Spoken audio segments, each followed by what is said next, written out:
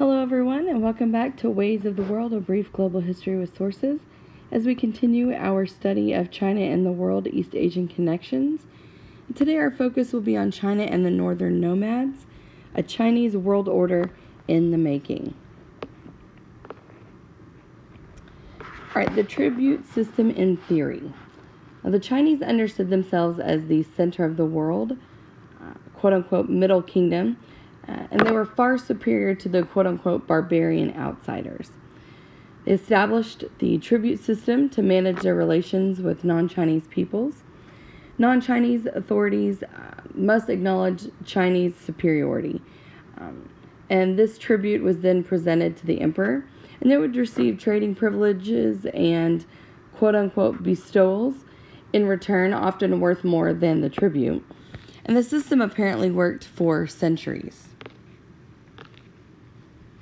All right, the tribute system. This 18th century Korean painting depicts a Korean diplomatic mission to Qing, China, approaching the city on its way to offer tribute to the emperor in Beijing, 190 miles or so away.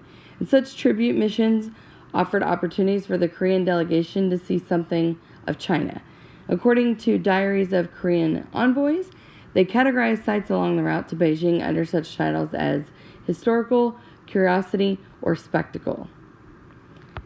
So using this image as evidence, how would you describe where the Chinese placed themselves in the relationship developed through the tribute system with other states? What was the role of tribute in Chinese relations with outsiders?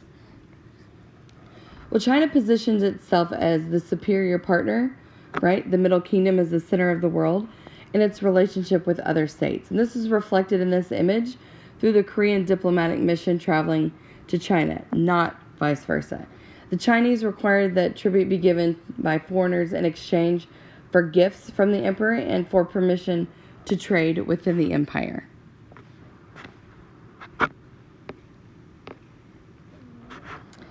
The tribute system in practice.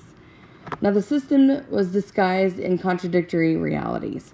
Some nomadic empires could deal with China on at least equal terms.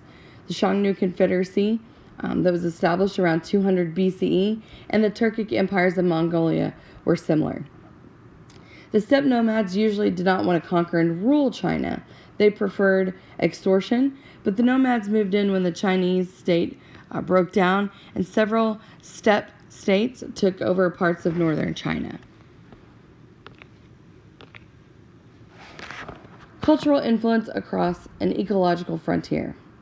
Now, the nomads who ruled parts of China often adopted Chinese ways, but Chinese culture did not have great impact on steppe nomads.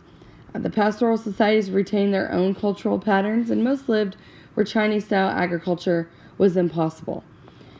Now, the interaction between the two took the form of trade, military conflict, negotiations, extortion, and some cultural influence. And steppe culture influenced parts of northern China that were ruled frequently by nomads. The founders of the Sui and Tang dynasties were of mixed blood, and the Tang dynasty, it had a fad among northern Chinese elites for anything connected to quote-unquote Western barbarians. This concludes our study of China and the Northern Nomads, and I will see you guys next time.